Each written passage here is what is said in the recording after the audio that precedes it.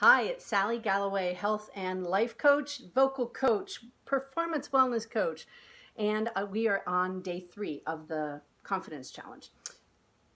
Build your confidence, crush procrastination, get stuff done.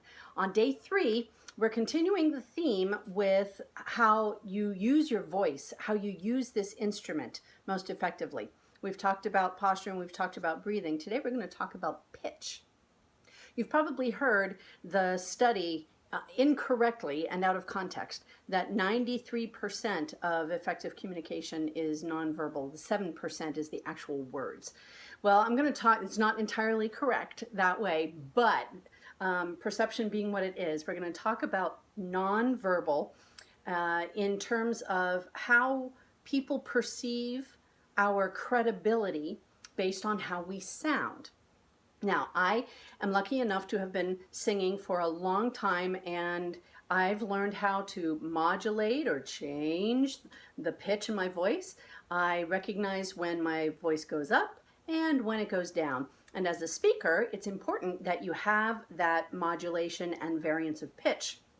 It's one of the things that creates vocal executive presence. So having people believe you and think that you have some expertise or credibility, they trust you when you are speaking with several different things that are important to use in your voice. That was not very articulate. So if you could rewind that, just skip forward to this part.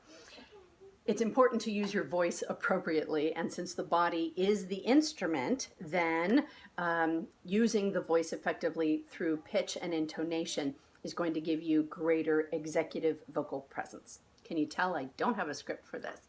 So we're talking about pitch, resonance, intonation.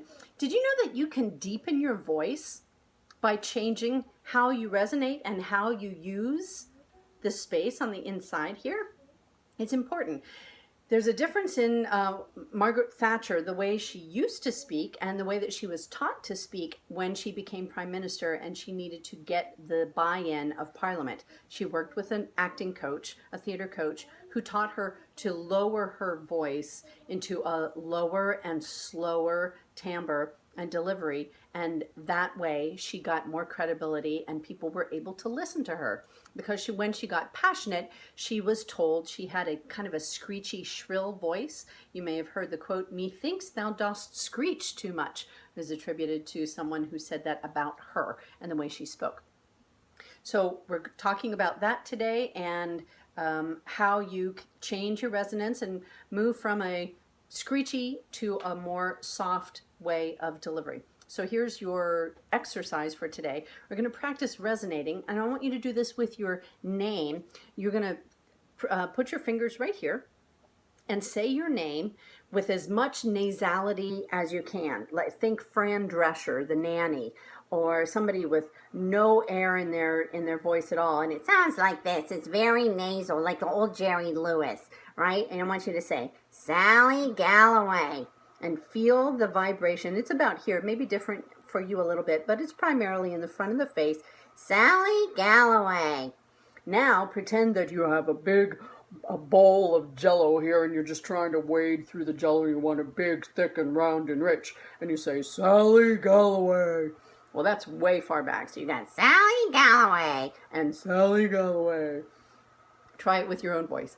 And now somewhere in the middle of that, you're going to use a little bit of the nasal and a little bit of the big bowl of Jello here, and in the middle, you're going to find this place and say your name, Sally Galloway.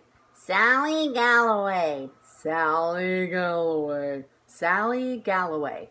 Right in that middle space is where you will have, now my daughter's chiming in, thank you, is where you will find the most credible sound and the most the sound with the most resonant vibration.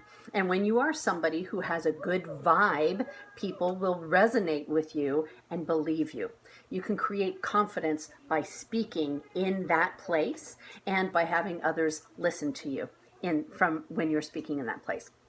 Let's talk about number 3. We're talking about today on day 3 of the challenge. What are the 3 things? What's our theme of 3? There are 3 things that you can and could do to change how you feel about what you're doing, how you're doing it, and to build confidence. Those 3 things are, and here's your challenge, is to write down every day 3 things for which you are grateful and 3 things that went well. Record some kind of success. It could be, I got out of bed on time. I got to work on time.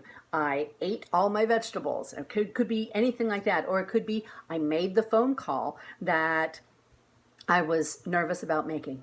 I did what I said I was going to do. I got through a difficult conversation.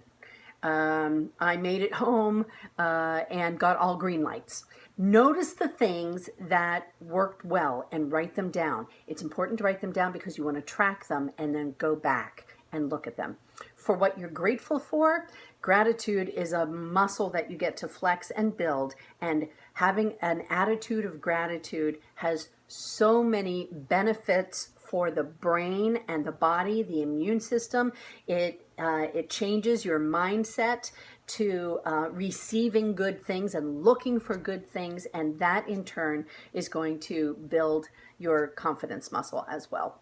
So 3 things for which you're grateful, 3 things that went well, and change your resonance so that you can experiment with how your voice sounds when you're speaking with other people and you want to get your message across in an authentic, genuine, heart-centered way that will have people believe you and lean forward and want to hear more what you have to say.